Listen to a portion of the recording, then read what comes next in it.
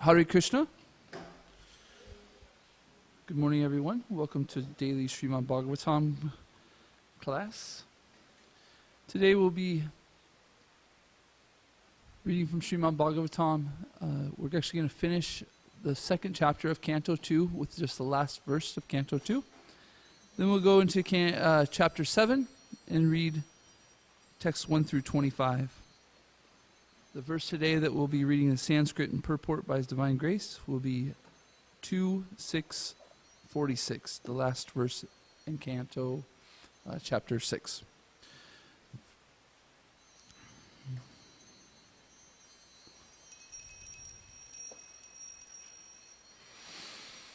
Jaya Radha Madhava Kunja Bihari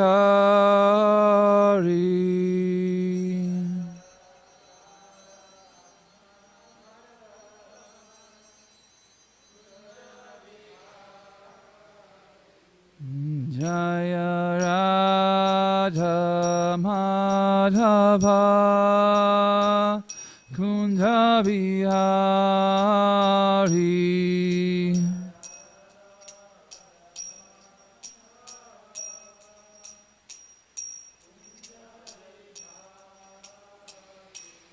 Jaya Gopi Chana Vallabha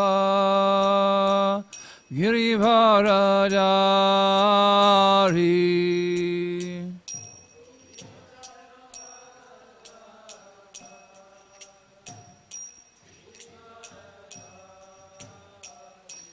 Jaya Gopi Chana Vallabha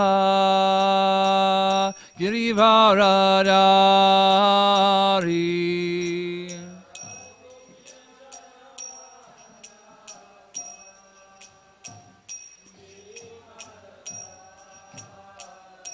Yashoda Nandana braja jana ranjana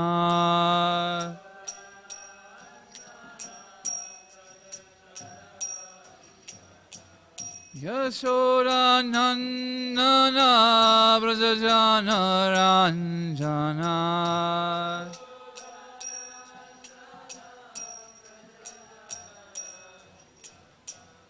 Yamuna Tira Vanachari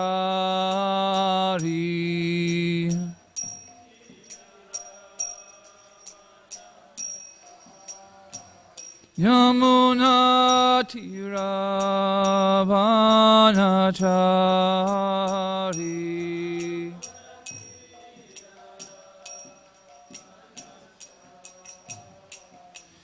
Jaya Radha Madhava Kunja Bihari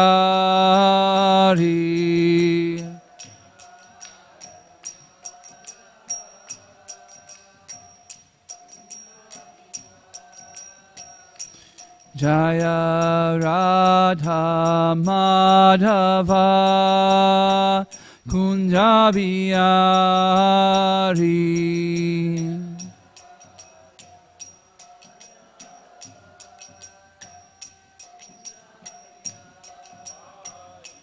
Jaya Gopi Jana Vallabha Girivardhari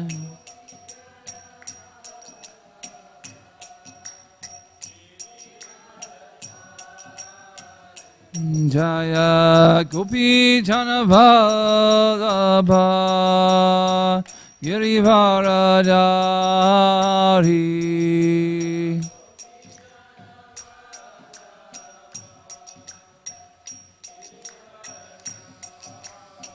Yashoda Nandana braja jana ranjana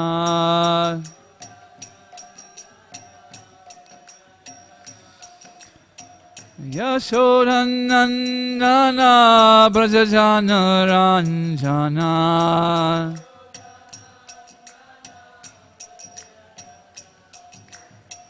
Yamuna Tira Vanachari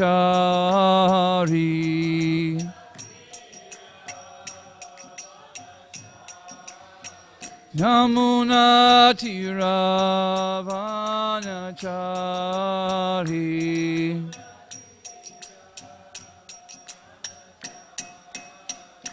Jaya Radha Madhava Kunjabiyari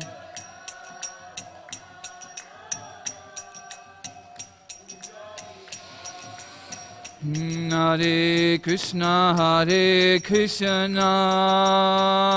Krishna Krishna Hare Hare Hare Rama Rama Rama Hare Hare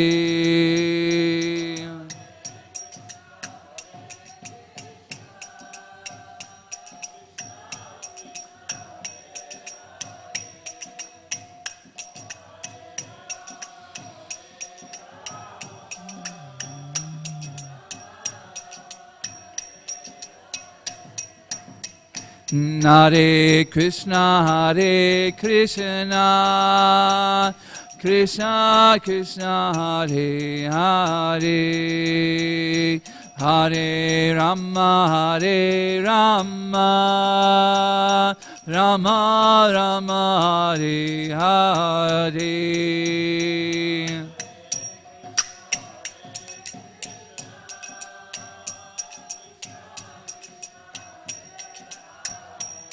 Hare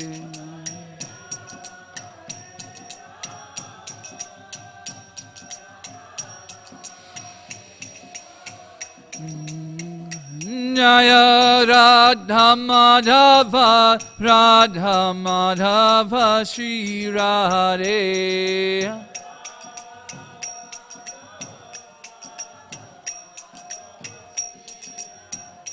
Jaya Radha Kala Sanji Shri Radhe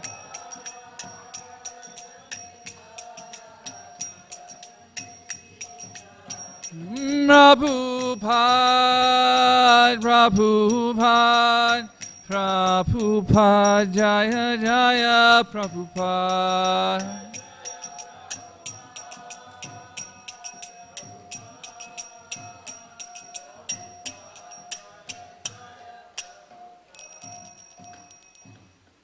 Shri Radha Madhava ki jai, Shri Radha Kala Sanji ki jai, Shri Prabhupada ki jai. Om Namo Bhagavate Vasudevaya.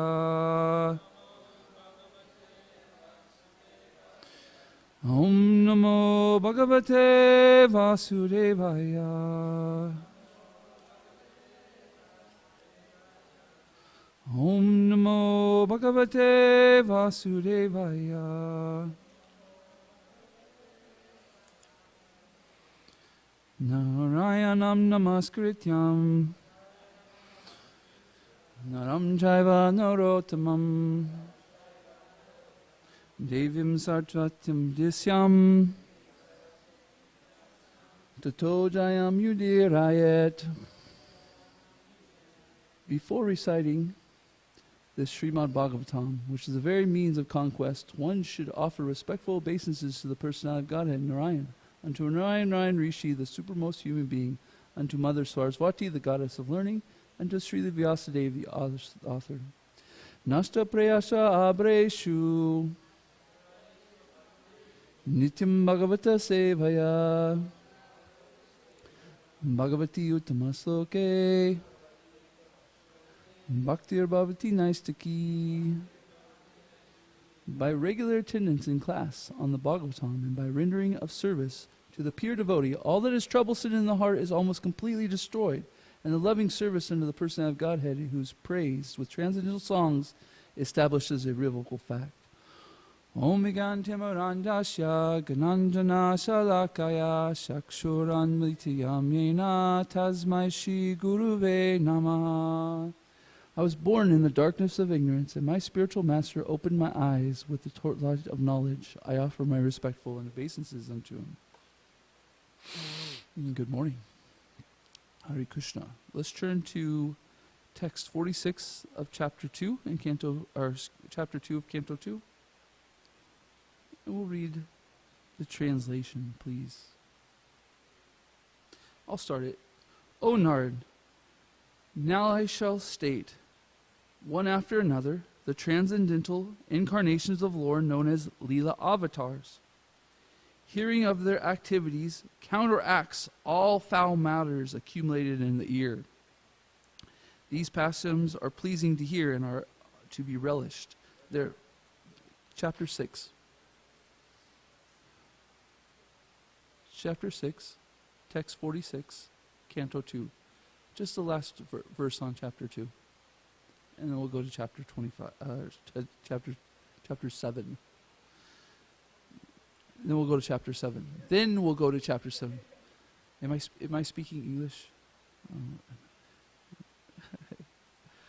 O Nard, O Nard, now I shall state, one after another, the transcendental incarnation of the Lord known as Leela avatars. Hearing of their activities counteracts all foul matters accumulated in the ear. These pastimes are pleasing to hear and are to be relished. Therefore, they are in my heart.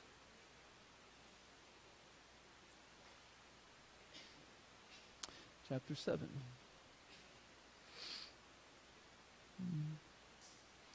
So maybe you have the microphone right there. Would you mind starting us off, please?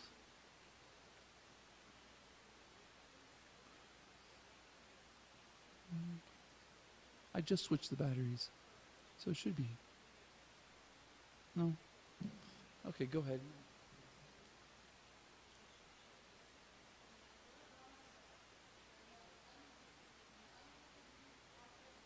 In the form of a boar.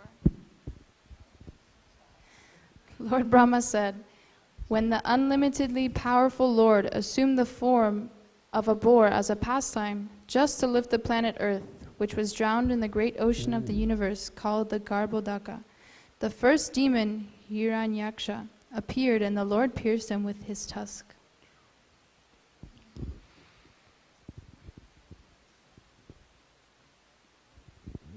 The Prajapati first begot Suyajna in the womb of his wife Akuti, and then Suyagna begot demigods headed by Suyama in the womb of his wife Dakshina. Am I saying the name right? Suyagna? Suyagna as the Indra Deva diminished very great miseries in the three planetary systems, upper, lower, and intermediate. And because he so diminished the miseries of the universe, he was later called Hari by the great father of mankind, namely Swayambhuva Manu. So in Srimad Bhagavatam, it will sometimes give us the lineage of the incarnations of Krishna. And this is because so many people will claim to be an incarnation of God. And so the Srimad Bhagavatam and scriptures give a lineage to show that, hey, this person is from this person. Oh, so what was your father's name? Oh, it was Bob. Oh, I don't remember seeing that in Srimad Bhagavatam. Sorry. That's clue number one, that you're not an incarnation of God when your dad's name is Bob, maybe. Okay, 3, go to 3, please. The Lord then appeared as the Kapila incarnation, being the son of the Prajapati Brahmana Kardama and his wife Devahuti, along with 9 other women or sisters. He spoke to his mother about self-realization, by which, in that very lifetime, she became fully cleansed of the mud of the material modes and thereby achieved liberation, the path of Kapila.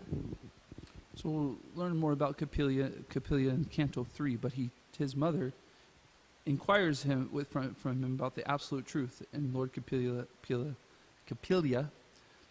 goes ahead and teaches his mom Krishna consciousness. Text 4, please. The great sage Atri prayed for offspring, and the Lord, being satisfied with him, promised to incarnate as Atri's son, Dattatreya, Datta, the son of Atri. And by the grace of the lotus feet of the Lord, many Yadas, Hayas, etc., became so purified that they obtained both material and spiritual blessings. Text 5. To create different planetary systems, I had to undergo austerities and penance, and the Lord, thus being pleased with me, incarnated in 4 sanas: Sanaka, Sanatan Kumara, Sanandana, and Sanatana.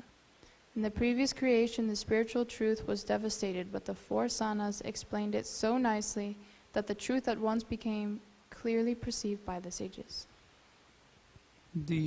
So it says right here, to create different planets, I had to undergo austerity. Who's speaking? Lord Brahma, right? And so his sons, the four Kumars, it said that the four Kumars were completely liberated and being nothing, having no desire, they would walk around, and by smelling the tulsi leaf that was offered to Krishna, the Kumaras at once were determined to hear about Krishna. Text 5, please. 6, thank you. To exhibit his personal way of austerity and penance, he appeared in twin forms of Narayan and Nara in the womb of Murti, the wife of Dharma, and the daughter of Daksha. Celestial beauties, the companions of Cupid, went to try to break his vows, but they were unsuccessful, for they saw that many beauties like them were emanating from him, the personality of Godhead. So Narayan took a vow to be brahmachari for his whole entire life. And the demigods didn't like this. They were envious of it. So they decided, well, if he's going to try to be brahmachari all life, meaning celibate his whole entire life, let's send some beautiful women to distract him. And to their surprise, when they came, they saw that emanating from him was more beautiful women than them. And that was no distraction to them. So Srila Prabhupada explains in the purport that, what's his example? Oh, his examples of a person who makes, like a baker. A baker who's making so many nice dishes and stuff like that. They're not distracted by it's like what they do. It's just, they just make nice, baked goods and stuff. And so it's no distraction to them. So similarly, Krishna, or in Narayan, isn't distracted by beauty, because beauty is just emanating from him. It's like no big deal. 7, please. Great stalwarts like Lord Shiva can, by their wrathful glances, overcome lust and vanquish him. Yet they cannot be free from the overwhelming effects of their own wrath. Such wrath can never enter into the heart of him, the Lord, who is above all this. So how can lust take shelter in his mind? Text 8. Being insulted by sharp words spoken by the co-wife of the king, even in his presence, Prince Duruva, thought only a boy, took to severe penances in the forest, and the Lord, being satisfied by his prayers, awarded him the Duruva planet, which is worshipped by great sages, both upward and downward. Text 9. Marjvena went astray from the path of righteousness, and the Brahmanas chastised him by the thunderbolt curse. By this King Vena was burnt with his good deeds and opulence, and was en route to hell. The Lord, by his causeless mercy, descended as his son, by the name of Prithu, delivered the condemned King Vena from hell, and exploited the earth by drawing all kinds of crops as produce.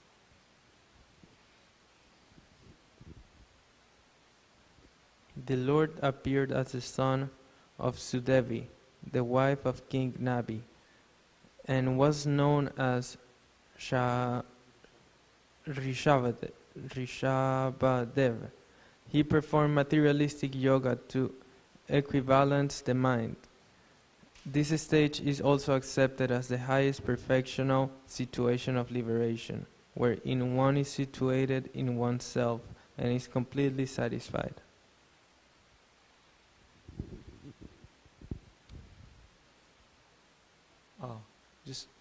Just a comment. I think Rishabdev is kind of the Jainism. It originally comes from Rishabdev. This way. Say that again. The Jainism religion. Mm-hmm. It comes from Rishabdev originally. Crazy. Interesting. Text 11. The Lord appeared as the Hayagriva incarnation in a sacrifice performed by me, Brahma. He is the personified sacrifices, and the hue of his body is golden. He is the personified Vedas as well, and the supersoul of all demigods. When he breathed, all the sweet sounds of the Vedic hymns came out of his nostrils. At the end of the millennium, there would be Vaivasvata Manu, the name of Satyavrata, would see that the Lord in the fish incarnation is the shelter of all kinds of living entities, up to those in the earthly planets. Because of my fear of the vast water at the end of the millennium, the Vedas come out of my Brahma's mouth, and the Lord enjoys those vast waters and protects the Vedas. So we've heard now an incarnation of Krishna as a boar, and now as a fish. And a horse. Huh? And a horse. And a horse. So is Krishna, he's very liberal, that he won't just appear as a person, he'll also appear as different incarnations in animals. It's pretty amazing, huh? Go ahead, please. The primeval Lord then assumed the tortoise Oh my gosh. incarnation in order to serve as a resting place, pivot, for the Mandara mountain, which was acting as a churning rod. The demigods and demons were churning the ocean of milk with the Mandara mountain in order to extract nectar. The mountain moved back and forth, scratching the back of Lord Tortoise, who, while partially sleeping, was experiencing an itching sensation. Now a turtle. The personality of Godhead assumed the incarnation of Nrsimhadeva in order to vanquish the great fears of the demigods. He killed the king of the demons, Hiranyasakipu, who challenged the Lord with the club in his hand. By placing the demon on his thighs and piercing him with his nails, rolling his eyebrows in anger and showing his fearful teeth and mouth.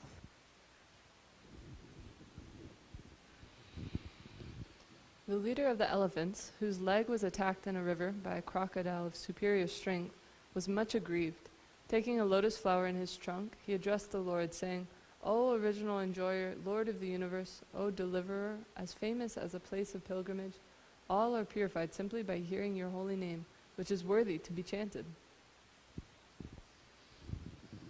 The personality of Godhead, after hearing the elephant's plea, felt that the elephant needed his immediate help, for he was in great distress. Thus at once the Lord appeared there on the wings of the king of birds, Garuda, fully equipped with his weapon, the wheel, Chakra. With the wheel he cut to pieces the mouth of the crocodile to save the elephant, and he delivered the elephant by lifting him by his trunk. So it's interesting here that it's explaining that there's a king of each of the species. There's the king of the elephants, and there's a king of the crocodiles, and then there's a king of the birds. Pretty interesting that there's the alpha in each species. Go ahead, please. The Lord, although transcendental to all material modes, still surpassed all the qualities of the sons of Aditi, known as the Adityas. The Lord appeared as the youngest son of Aditi, and because he surpassed all the planets of the universe, he is the supreme personality of Godhead. On the pretense of asking for a measurement of 3 footsteps of land, he took away all the lands of Bali Maharaj. He asked simply because, without begging, no authority can take one's rightful possession.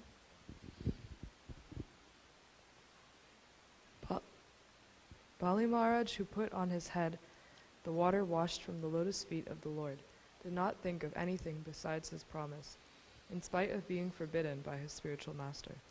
The king dedicated his own personal body to fulfill the measurement of the Lord's 3rd step. For such a personality, even the kingdom of heaven, which he conquered by his strength, was of no value. This is a pretty common story you'll hear amongst devotees. It shows a really the great surrender by Bali Maharaj. He's even being told by his spiritual master, don't do this. This is Krishna, and if you make an agreement with him, he will take everything. And Bali says, well, if it's Krishna, then if he's the supreme person, then, what could be bad about that? And so he gives Krishna what he wants. It's a very beautiful, beautiful story. Next, please. O Narada, you were taught about the science of God and his transcendental loving service by the personality of Godhead in his incarnation of Hamsavatara. He was very much pleased with you due to your intense proportion of devotional service. He also explained unto you lucidly the full science of devotional service, which is especially understandable by persons who are souls surrendered unto Lord Vasudeva, the personality of Godhead. You can really see that when they're talking, they're really not only talking to each other for the benefit, but they're speaking for the benefit of everyone. Because Brahma right here is literally reminding Narada of something he already did. And speaking it, hey, you did this, remember? Of course Narada remembers what he did. But we get a chance to see, okay, what is the relationship, or what are the incarnations of Krishna? And how did he, in this one, was with Narad Muni. Okay, next one, please. As the incarnation of Manu, the Lord became the descendant of the Manu dynasty and ruled over the miscreant kingly order, subduing them by his powerful will weapon, undeterred in all circumstances. His rule was characterized by his glorious fame, which spread over the three lokas, and above them to the planetary system of Satyaloka, the topmost in the universe. The Lord in his incarnation as Dhanvantari very quickly cures the diseases of the ever-diseased living entities, simply by his fame personified, and only because of him do the demigods achieve long lives. Thus the personality Godhead becomes ever glorified. He also exacted a share from the sacrifices, and it was he only who inaugurated the medical science, or the knowledge of medicine in the universe.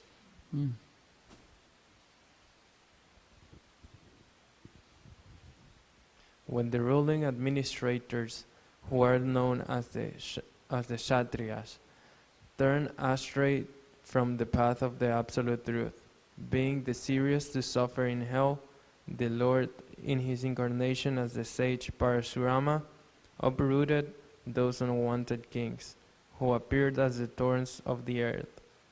Thus he thrice 7 times uprooted the Kshatriyas with his keenly sharpened chopper.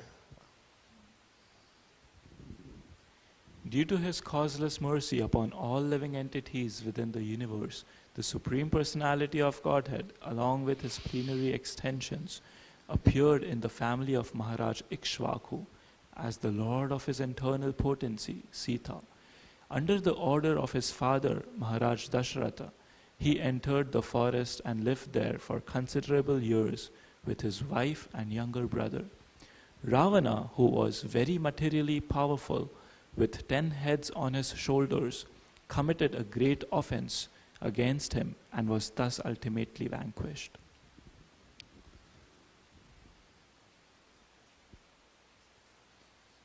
The personality of Godhead, Ramachandra, being aggrieved for his distant intimate friend, Sita, glanced over the city of the enemy Ravana with red-hot eyes like those of Hara, who wanted to burn the kingdom of heaven. The great ocean, trembling in fear, gave him his way because its family members, the aquatics, like the sharks, snakes, and crocodiles, were being burnt by the heat of the angry red-hot eyes of the Lord.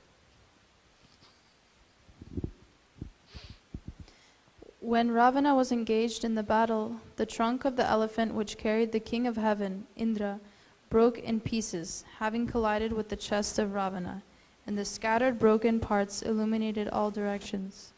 Ravana therefore felt proud of his prowess and began to loiter in the midst of the fighting soldiers, thinking himself the conqueror of all directions.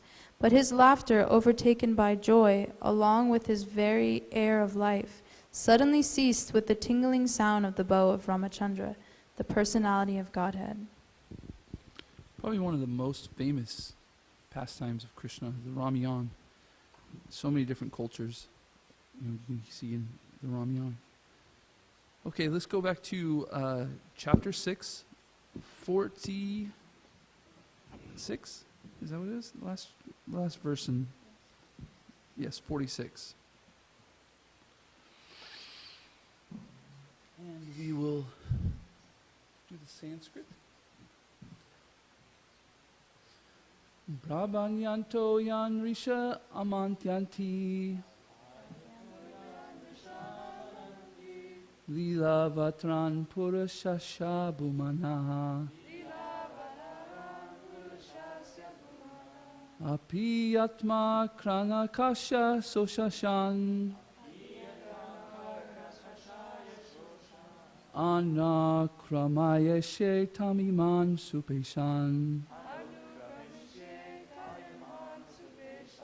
Pradyantyanto yan risha amantyanti Lila vantaran purushasha bhumyanaha Apiyatma karnakasha shashoshan Anu kremesha ta iman supeshan. Somebody like to chant, please. Radhyantyanto yan rishayamananti Lila vataran purushasha bununa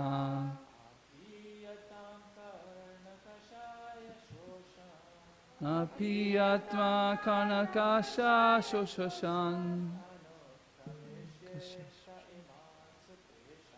Anu kremesha ta iman supeshan Prabho yanto yan risha amananti Lila vatran purushasha bubunaha Apiyatam karnakasha soshan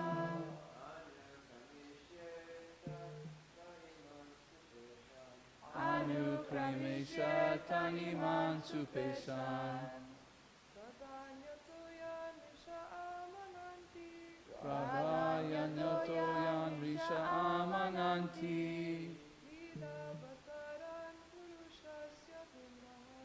Iyabataram purushasha bhuvanaha Piyatam karnakasha shoshan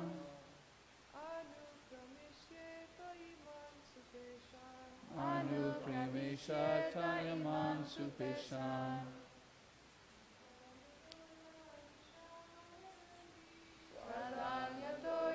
Risha amananti Lila vatana purushesha bununa Apiyatam karnakashaya soshan Anu kremesha taniman supeshan.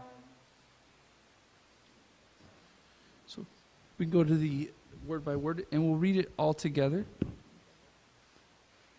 Pradyanyantya, chiefly, yan, all those, reshe, O Narad, amananti, worship, lila, pastimes, avataran, incarnations, parushaya, of the personality of Godhead, bhumanaha, the supreme, apitam, in order to be relished by you, karna, ears, kashaha, O soshan, O vibrates, anukramesha, shall state one after another, te, they, iman, as they are in my heart, supeshayam, all pleasing to hear. O Nard, now I shall state, one after another, the transcendental incarnations of the Lord known as Leela avatars. Hearing of their activities counteracts all foul matters accumulated in the ear. These pastimes are pleasing to hear and are to be relished, therefore they are in my heart. Please repeat, O Nard, now I shall state, one after another, the transcendental incarnations of the Lord, known as Leela avatars. Hearing of their activities counteracts all foul matters accumulated in the ear. These pastimes are pleasing to hear and are to be relished. Therefore, they are in my heart. Can somebody read the purport, please? As it was said in the beginning of Srimad Bhagavatam 158, one cannot be fully satisfied by hearing unless and until one is given a chance to hear of the transcendental activities of the Lord. So Prajami is also trying in this verse to stress the importance of narrating the transcendental pastimes of the Lord as he comes and manifests himself here on the surface of the material planets. Every living entity has a tendency to hear pleasing messages, and as such, almost every one of us is inclined to hear news and talks broadcast by the radio stations. But the difficulty is that no one is satisfied at heart by hearing all of those messages. The cause of such satisfaction is the incompatibility of the message with the innermost stratum of the living soul. This transcendental literature is especially prepared by Srila Vyasadeva to give the utmost satisfaction to the people in general by narration of the activities of the Lord, as instructed by Sri Nanda Muni to Srila Vyasadeva. Such activities of the Lord are principally of two varieties. One concerns the mundane manifestation of the material creative force, and the other deals with his pastimes in the form of different incarnations in terms of the time and place. There are innumerable incarnations of the Lord, like the waves of the river flowing constantly in and out. Less intelligent persons take more interest in the creative forces of the Lord and material world, and being disconnected from the relationship with the Lord, they put forward many theories of the creation in the name of scientific research. The devotees of the Lord, however, know well how the creative forces work concurrently by the action and reaction of the material energy of the Lord. Therefore, they take more interest in the transcendental activities of the Lord as he incarnates himself on the surface of the material world. Srimad Bhagavatam is the history of such activities of the Lord, and people who take interest in hearing Srimad Bhagavatam clear their hearts of the accumulated mundane filth.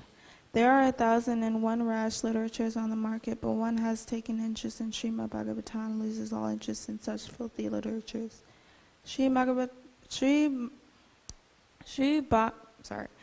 Brahmaji is thus attempting to narrate the principal incarnations of the Lord so that they may be drunk by Narada as transcendental nectar. Thus end the Bhakti Vedanta purports of the second canto, 6th chapter of the Srimad Bhagavatam, entitled Purusa Sukta confirmed.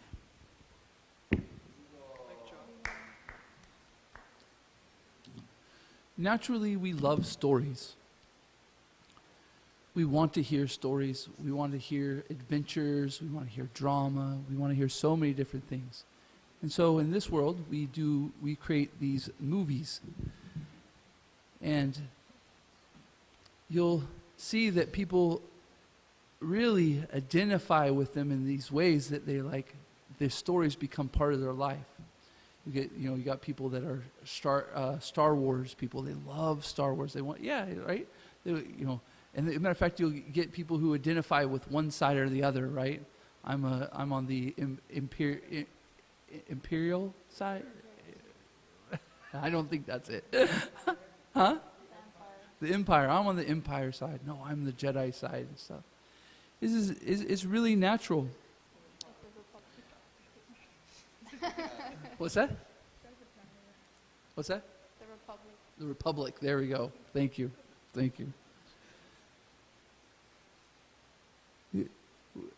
you'll see, like in Marvel, they have all these different superheroes and have such an intricate understand. Like there's something you can look up and look at how you can read or watch the movies and the shows in order, so that you get an order of everything that's going with the superheroes and stuff. And so when we read Srimad Bhagavatam, we're going to start to hear some transcendental stories and some transcendental movies.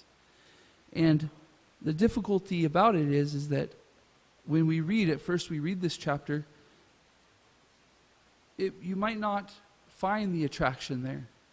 At least for most of it, I don't. However, when there's a story that I know, like for instance, the story of Bali Maharaj, I get a little happy. I get a little bit, excited about it. Oh, I know that story. I know Bali Maharaj. I know about his guru doing this and stuff. So my encouragement is that this Srimad Bhagavatam, as we continue through it, are going to go in deeper into these stories. And you're going to start to connect with them more. And you're going to start to see the different sides, and the characters are going to develop. And you'll start seeing Srimad Bhagavatam in a whole different light. And if we dive deep enough into Srimad Bhagavatam, we can actually start to see these situations in our own life.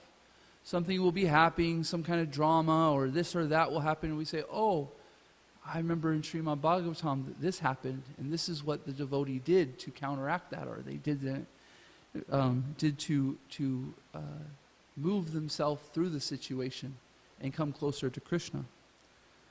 So, it's actually pretty late, 8:22. So what I'm going to do, instead of talking more, I'm going to open it up for questions, comments, thoughts, and then we'll finish up the class, or finish up the time with that discussion. Any questions, comments, thoughts?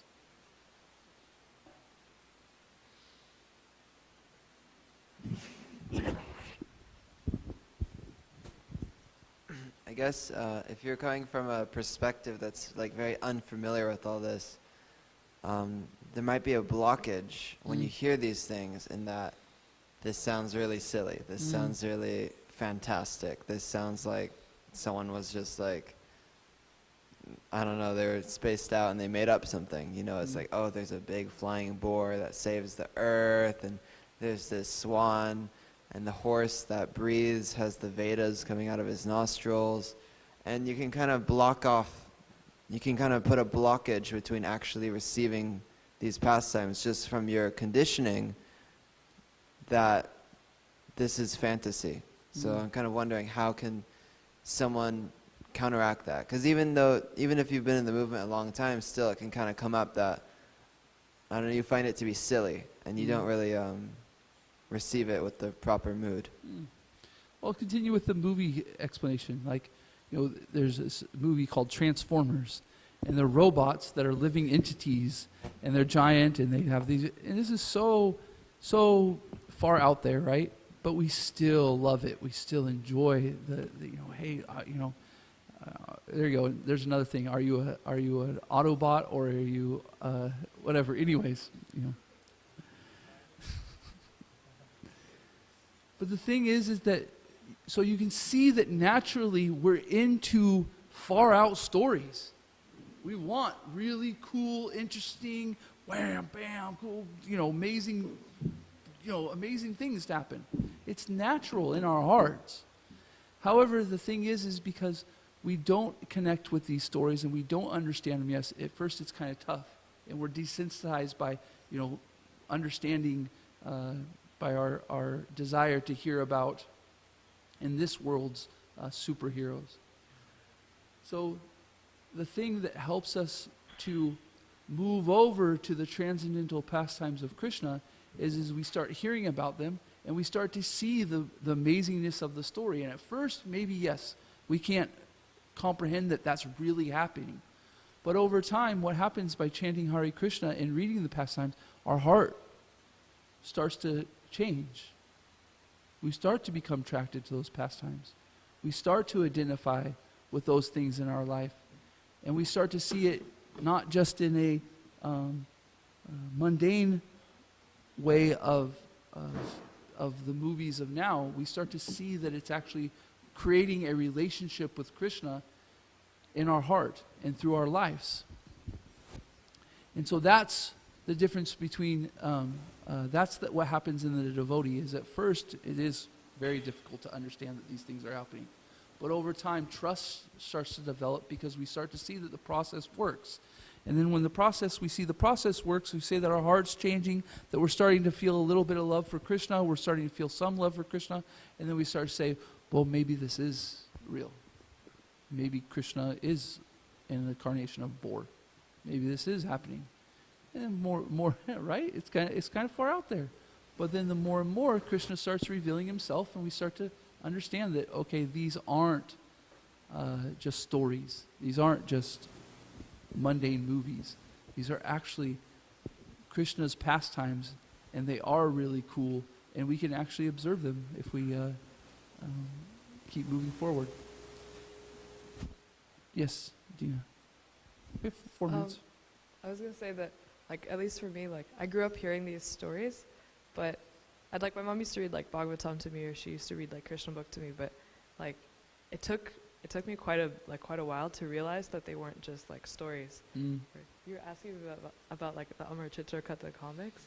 Like, I used to read comic books, and, like, the comic books were, like, devotional sort of comic books, so, like, the characters in the comic books would be, like, Krishna, or the characters in the comic books would be the Pandavas or something, and they'd be portrayed as comic book superheroes. And so when I was a kid, like, I just think of them as characters. Oh my God, like, you know, Yudhisthira's my favorite character. But yeah, but like I'd be like, oh, Yudhisthira's my favorite character. Like, he's so cool. And that's why I really liked the analogy you made with, like, the movie, because like, it almost feels like that. Like, even remember when I was explaining, like, the whole family tree, like how Krishna's related to, like, Arjuna, and, like, how Kunti's related to them, and she was like, wow, this is, like, lore, you know, like, she's telling me, like, this is, like, kind of, like, I can, like, see the whole tree, and it's like when you're watching a movie, or when you're reading a book, and there's, like, backstory, and there's all of this, and it makes it easier for, like, newer people to understand when it seems like that. But like, after some time, obviously, you know, once you're familiar with the story, and there's not that shock value of, like, oh my God, like, he's a bore, you know, once that shock value is gone, then you're like, oh wow, this is, like, a really beautiful pastime, and there's a much deeper meaning to this. And then also you have to come to that realization, oh my God, like, that's, like, God, you know. So but it took some time, especially because, like, I would read comic books like that. You'd be what? I was reading comic books that were yeah. spiritual. So it's like, I've said this to probably, like, a lot of you already, but, like, with Krishna book, I've read Krishna book so many times, but I've only actually, like, read Krishna book, like, and, like, absorbed the, like, knowledge that's there, or absorbed like, actual realization and, like, spiritual realization, and not just read it as, like, I don't know, story. It took time, I think. Yeah. No, Tom. Yeah, I was also thinking that one cannot develop divine qualities and love of God by meditating on Spider-Man or these made-up characters. But throughout history, people who have meditated on the names, pastimes of these incarnations have developed divine qualities, have become free from attachment, free from lust. So the proof is in the pudding that these characters or these incarnations are not ordinary, mundane, made-up, imaginary characters. They are eternal spiritual personalities, because when you actually focus on them, read about them, you naturally develop attachment, you naturally develop love, and you get free from material modes and so on. So you see those changes in your life, even if without faith or unknowingly, you read about them. And so one thing I was thinking about is that through hearing about Krishna and his pastimes and stuff, the change in the heart is happening whether we think it's mundane or not. Yeah. If you're hearing these, if we're watching movies, there's no lasting change in that. But by hearing Krishna's pastimes and his cool movies, We are becoming changed in the heart. That's such a good point, no, Tom. Did you have one more? Did you have another comment? Or no. Oh. Yeah, I was thinking about the thing that you were saying, like about developing attachment. So, like if you develop attachment for Spider-Man, then like it's nothing really comes of it. But if you develop attachment to like a character in Bhagavatam, then like reading their story over and over again and being like emotionally invested in that character, that's like a form of like spiritual like activity, because you're reading these pastimes. And I was thinking, you know him, but I have a friend, Ricky, and like his name is Parikshit, but and he was telling like a non-devotee friend of mine, like all of us were hanging out, some of my friends who were devotees, some of my friends who weren't devotees, and he was telling a non-devotee friend of mine the story of like Karna, and my friend was like almost like, he was so moved by the story, and he was so like emotionally invested in it, and he was like, wow, this is so incredible, and like he's getting some spiritual benefit just from hearing that, and to him it's just a story, but that's like Mahabharata, that's something more than that. Yeah, so we'll finish here. But the point being is that you can see that in the person there's a natural desire to hear about cool stuff, to hear about action, to hear about drama, to hear about stories in a magnificent way. And so in Krishna consciousness, we don't deny this. We don't falsely reject that, oh, stories are, we don't want to hear about stories. No, we do want to hear stories, but we want to hear stories about Krishna. And so Srimad Bhagavatam, through its great size, I think it's over there, will start to explain these pastimes in more and more details. And the more and more we'll get to understand these wonderful pastimes, the more we become attracted to Krishna. Okay, that's it. And thank you very much. Srimad Bhagavatam ki jai. Srila Prabhupada ki jai. Gaura Pramanande Hari Hari Bo.